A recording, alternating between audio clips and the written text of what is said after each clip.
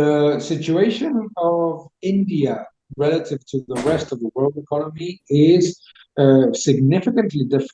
India is growing faster, better, and in a more sustainable way than the average of the global economy, but more importantly, much faster than, for example, China and other emerging markets. So the big news about the IMF projections is that India is actually the engine of growth of the world, not any other of the large developed or emerging economies. And I think that that's because the level of private growth of the economy and the level of productivity are improving much, much faster than in other economies that used to be the engine of the world.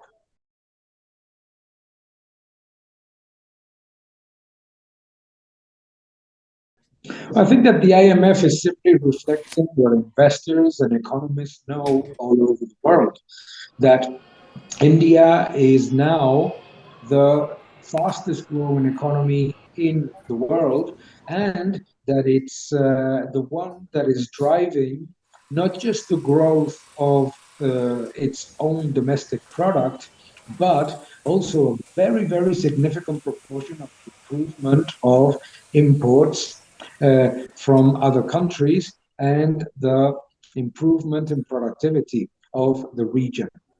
If you look at what India is doing for the global economy, it's on the one hand the main driver of improvement of exports of developed economies. It is also the main driver of the improvement of the region's economic outlook, which is actually brighter than the average of the world. So India is not just benefiting from its own high growth.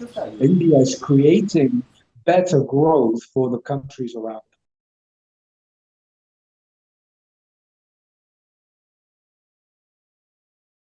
The banking crisis is an important driver of the IMF's reduction in outlook, but it's not the most important.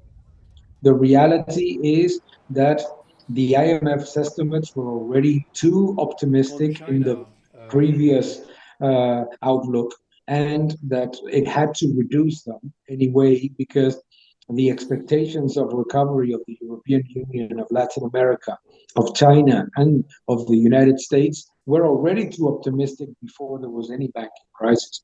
So I think that the IMF estimates are not reflecting the banking crisis yet.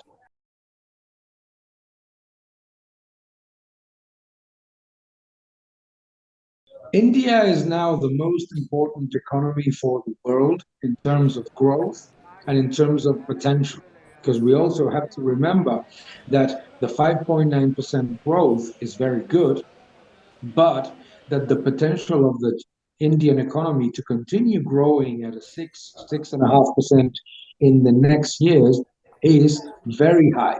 So if you think about it, out of the large economies globally, Brazil is in stagnation, Russia is in decline, the United States is in stagnation, the European Union is in stagnation, China is growing but much slower than what it used to.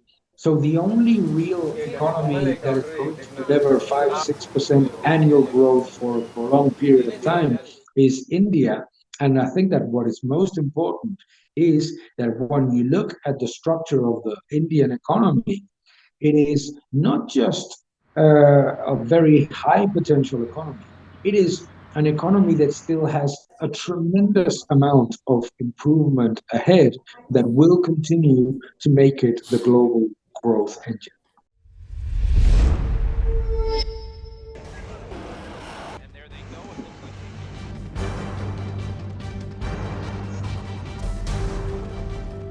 The US and Russia are dangerously close to an armed conflict.